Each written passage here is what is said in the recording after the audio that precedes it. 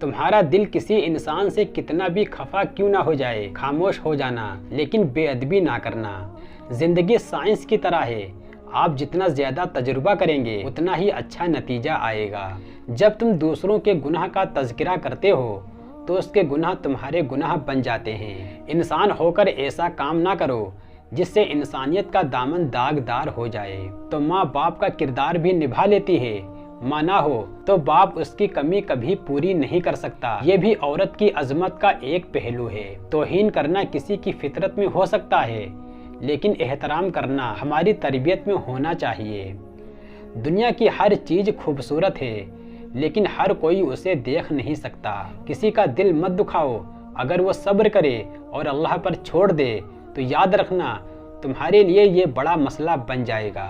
داناؤں کی صفت یہ ہے کہ وہ آخرت کی جانب متوجہ ہوتے ہیں اور جنت کے عاشق ہوتے ہیں۔ دیمک اور انسان میں فرق صرف اتنا ہے کہ انسان دیواریں کھڑی کرتا ہے اور دیمک دیوار گرا دیتا ہے۔ وقت سے ہارتے ہیں وہ لوگ جن کا اللہ پر بھروسہ نہ ہو۔ یاد رکھیں، ہر لڑائی کے آخر میں صلح ہوتی ہے، لہٰذا اس حد کو کبھی عبور نہ کریں، اس کے بعد راستے اور دل تنگ ہو جائیں اور عزت و وقار پہلے جیسی نہ رہے۔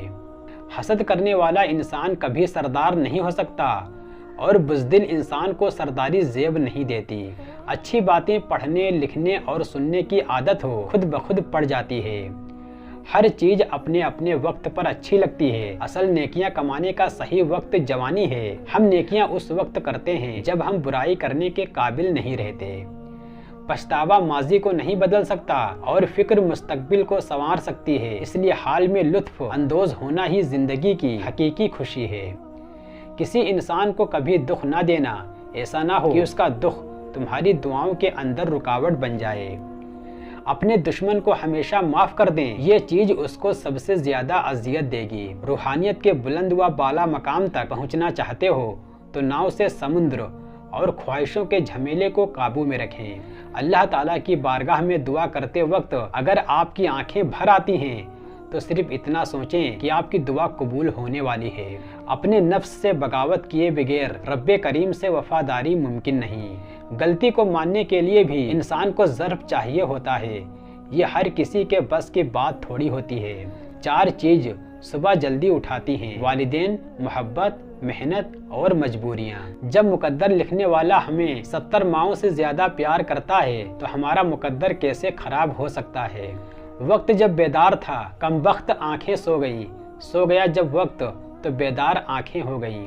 سہارے کی زندگی ایک پیار کرنے کے بجائے اپنے آپ پر بھروسہ کرنا سیکھو۔ کبھی بھی لوگوں کی رائے ظلم سے نہ بدلو، ظلم سے ان کی رائے اور بھی مضبوط ہو جاتی ہے۔ وہ لوگ جنہیں حد سے زیادہ وقت اور عزت دی جائے اکثر بدل جاتے ہیں۔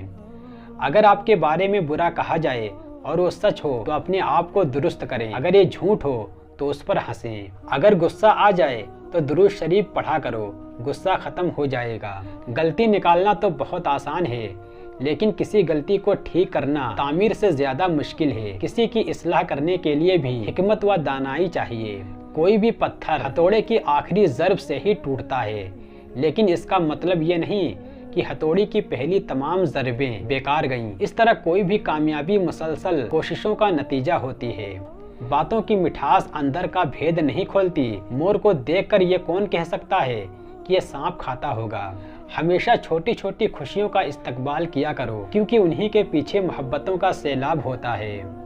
انسان وہاں ضد کرتا ہے جہاں اس کا مان ہوتا ہے کہ اس کی بات رد نہیں ہوگی، اور اگر رد ہو جائے تو مان ختم، آوازیں ختم اور الفاظ بھی ختم۔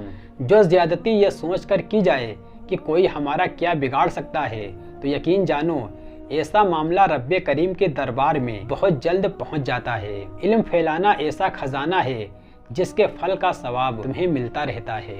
اگر آپ ہر وقت اداس اور دکھی رہتے ہیں تو اس بات کی علامت ہے کہ آپ کا پیارا رب آپ سے خفا ہے۔